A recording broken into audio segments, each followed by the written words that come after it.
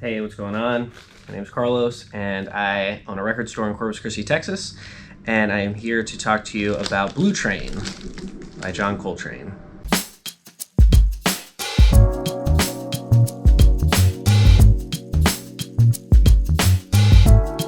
All right, let's get into it. First thing I'm doing today, so I've got to get the coffee in there, but we are talking about the latest in the Blue Note Tone Poet series, audiophile vinyl reissues from the finest in jazz since 1939, mastered from the original analog tapes, presumably not DSD. Let's see, 2LP set includes 7 tracks never before released on vinyl, includes a booklet with never before seen session photos and an essay by Ashley Kahn, recorded by Rudy Van Gelder, which we know, mastered by Kevin Gray, pressed at RTI, 180 gram vinyl, stereo. And I haven't even opened this yet. This is my buddy David's copy that he asked me to procure for him, as I am his #1 supplier of records. And he has given me the clearance, letting me borrow this to do this video. If I was purchasing this record, I'm not familiar enough with it. I think, my jazz knowledge is lacking a little bit, so I don't know if I would go for the complete masters. I'd probably get the 1 disc, especially because I typically prefer a mono mix. But I figured if I was going to talk about it, then I should talk about the best package available to me, which is this one. And so, so right off the bat, we got this nice glossy finish on the jacket. It's a tip-on gatefold, real thick. Open it up. Let's take a look. Ooh, there's a booklet in the thing. Oh, that is very nice. It is attached right in there. Okay, so let me see that photo right there.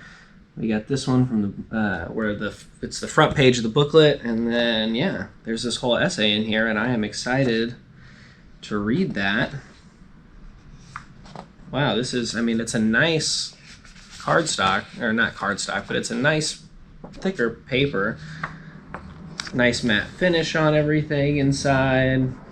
We got the band here, Lee Morgan, incredible, Curtis Fuller, Philly Joe Jones, Kenny Drew. And then here, see Coltrane with Lee. Right there. Cool, so let's look at the first record. Rice paper inner sleeve, not my favorite, but we'll go with it.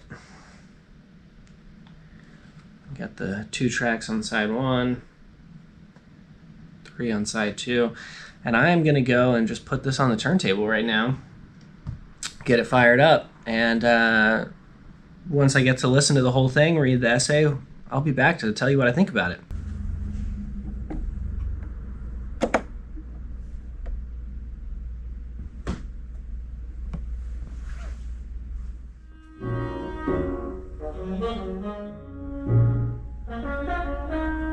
All right, so we did it. We listened to it. Currently playing in the background is the final cuts of the second disc. Currently is Moment's Notice Incomplete, and then right after this, Lazy Bird alternate take 2. But yeah, sounds great. News to no one. The gloss on the jacket is very prone to fingerprints and scuffing, which is kind of annoying, or at least on the front side. With that dark photo, those fingerprints are going to show up big time. But really enjoyed the essay on the inside. It really did a lot for me. Written by Ashley Kahn, Grammy Award-winning music historian, author, and producer.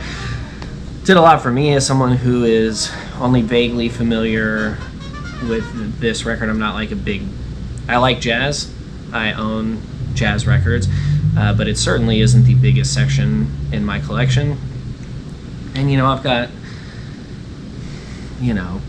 classics like Bitches Brew. You know, I've got Bill Evans' Portraits in Jazz. I've got a lot of Chet Baker and Jerry Mulligan, stuff my grandfather was into. He really hated Miles Davis. I think tolerated Coltrane, but, you know, not big into the bop modal stuff.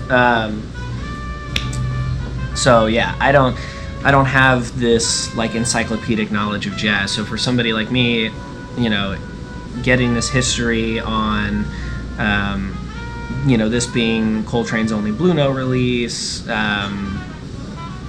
where he was at in his career, having just, you know, kicked a heroin addiction, having gotten fired from Miles Davis's band, only to be hired, you know, shortly after this was recorded. You know, all of that kind of stuff really just adds another layer to understanding the record, which I enjoy. You know, just because I don't necessarily know a ton about jazz doesn't mean that I don't want to. Okay, I should talk more about the sound. The record sounds amazing. The soundstage is incredible. The stereo mix is incredible. You know, it's mixed to sound more like you're in a room with the musicians. I'm not going to say it sounds like you're in the room with them because that's crazy. It doesn't sound like that. It doesn't sound exactly like that, but it sounds like as close as a recording I think could possibly sound. You know, instruments are panned hard in different directions. For the proper album, the first disc, I sat my stool directly in the center of the speakers, like the prime listening point, and I listened to it in the stereo spread. The soundstage is incredible. The record is dead silent. Sounded fantastic. I have a pretty like neutral, you know, flatter sounding system in the shop. It doesn't really emphasize low end or anything crazy like that. So I feel like, you know, the bass still came through really nice. It had a nice full low end, like shimmering highs. Lee Morgan's trumpet sounds incredible. Chambers' bass, perfect. And I'm definitely going to be adding the single disc mono pressing of this to my collection. I was a little bit on the fence about it because the single disc is $40. Like, Jesus. Records are getting so expensive. New records are getting so expensive. And, you know, that's probably why we haven't sold a copy yet. I think a lot of people, you know, we're not an audiophile shop or an everyman shop. And I think a lot of people kind of gawk at a $40 price tag for a single disc. In our case, it's a couple dollars, $41.99, because the margins on these things are terrible. But that's the reality of the record biz. It's not something you get into to make money. That's not why I got into it. That's not why I'm in it. But I'm digressing greatly at this point. It is a fantastic pressing. And it is definitely, if you're a huge Coltrane guy, gal, person, you're super diehard jazz, and you know Blue Train front to back, could hum it from memory, then I would say this stereo double disc is definitely something for your collection. Definitely rewards the person who's listened to this album 100 times already. But yeah, that's it. Other notable releases that have come out that I've been enjoying a great deal is the new Black Angels album, the new Sudan Archives album. I liked the new Mars Volta. It's getting mixed reviews. But, you know, that's all stuff that has been occupying my record listening time over the last week or so. And yeah, that's it. That's the video. Like, subscribe, comment, do whatever. Ignore it. I don't care. But we'll see you in the next video.